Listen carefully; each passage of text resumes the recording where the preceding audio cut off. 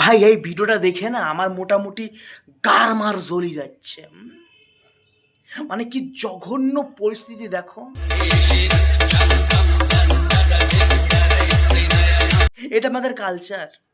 এই যেইগুলো এদের এগেনস্টে যখন আমি কোনো প্রতিবাদ করি তখন আমাদেরই মধ্যে কিছু লোক বলে, দাদা তুমি রোস্টিং ভিডিও বানাও, ফানি ভিডিও বানাও, ওইগুলোই বানাও না, কেন আমাদের কালচার নিয়ে এইসব আলোচনা করছো?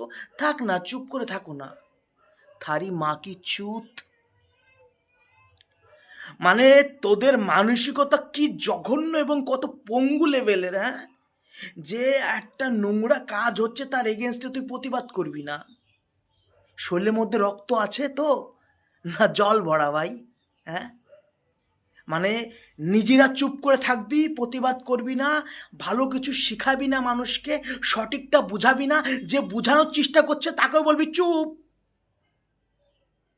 মানে মনে কর তোর বাড়িতে তোর বউ কিংবা তোর বাবাসির হয়েছে, গার ফেটে রক্ত বেরোচ্ছে, তুই তোর বউকে বললি যে না বউ চুপ করে থাকো, মানুষজন জেনে যাবে তোমার বাবাসির হয়েছে, তুমি কিচ্ছু করো না, এই নাও একটু তুলোটা কি গুদির ফুটোর মধ্যে ঢুকায় রাখো যাতে রক্ত না বের হয়।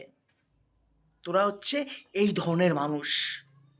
সে বউকে নিয়ে যে ডাক্তারখানায় গিয়ে সেটাকে ঠিক করাবি সেই রকম রুচিবোধ তোদের মধ্যে নেই। হ্যাঁ, তোদের কথাবার্তা শুনতে এরকমই মনে হচ্ছে। আমি যখন দেখাচ্ছি ভাই যে আমাদের ধর্মের মধ্যে এসব উল্টোপাল্টা জিনিস হচ্ছে, এইগুলোর বিরুদ্ধে আমাদের প্রতিবাদ করতে হবে, আমাদের ধর্মটাকে স্বচ্ছ করতে হবে, আমাদের ধর্ম দিন দিন মাধুর্য হারিয়ে ফেলছে, তখন তোমাদের মধ্যে কিছু লোকজন বলছে যে না দাদা বলা যাবে না, বলা যাবে না এগুলো। আরে বোকাচোদা, নিজের ধর্মটারে ভালোবাসি, যুক্তি দিয়ে ভালোবাসি তাই বলি রে। তোদের বলার ক্ষমতা নেই, তোরা চুপ করে থাক। আমার কাছে একটা প্ল্যাটফর্ম আমি তৈরি করেছি যেখান থেকে আমি গর্জে উঠলে পরে 5টা লোক শুনবে যে না ছেলেটা ভুল বলছে না ঠিক বলছে। তোরা বিচার কর শুধু যে আমি ভুল বলছি না ঠিক বলছি, আমি যুক্তিযুক্ত কথা বলছি না অযুক্তি কথা বলছি, তোদের বিচার করার জায়গাটা এই জায়গায়, আর কিছু না। আমি যখন বলি যে ভাই আমাদের হিন্দু ধর্মকে সবচাইতে অপমানিত করছে আমাদের হিন্দু ধর্মের লোকজন, পাখান্ডি বাবারা, যারা বাবা সেজে ভগবান হয়ে গেছে, যারা বলছে গরুর মুত খা তো সব সেরে যাবে, আমি যখন এইগুলো নিয়ে কথা বলছি তোরা বলছিস যে তুমি চুপ করে থাকো দাদা, তুমি কিন্তু এসব নিয়ে কথা বলবো না। আরে আমি না বলি, বিধর্মী মানুষজন তো হাসাহাসি করে রে ভাই, এইগুলো দেখে আমার খারাপ লাগে যখন বিধর্মী মানুষজন হাসে আমাদের এইসব অঙ্গভঙ্গি দেখে।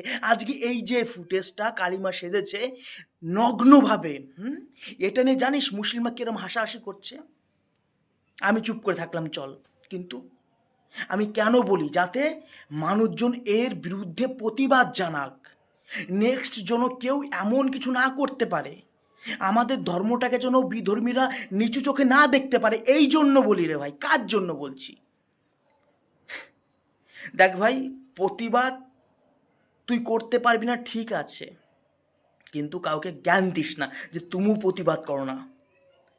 তোদের মতন মানসিকতা সম্পন্ন ব্যক্তিরা যদি পৃথিবীতে ভরে যায় ভাই, বিশ্বাস কর পৃথিবীটা ধীরে ধীরে রসাতলে যাবে। তোরা চুপ করে আছিস, চুপ করে থাক, তোদের শরীরের মধ্যে তেজ নেই, কথা বলার দম নেই, চুপ করে থাক। কিন্তু যে সঠিকটা মানুষের কাছে তুলে ধরছে তাতে তো বলতে দে, কারণ ভুলটা মানুষকে না দেখালে পরে সে শুধরাবে কী করে? আর এই ব্যাপারগুলো বলতে গেলে তোমাদের গাড় ফেটে যায়। ওই জন্য বললাম না, নিজে কিছু না বলতে পারো অন্যকে বলতে দাও।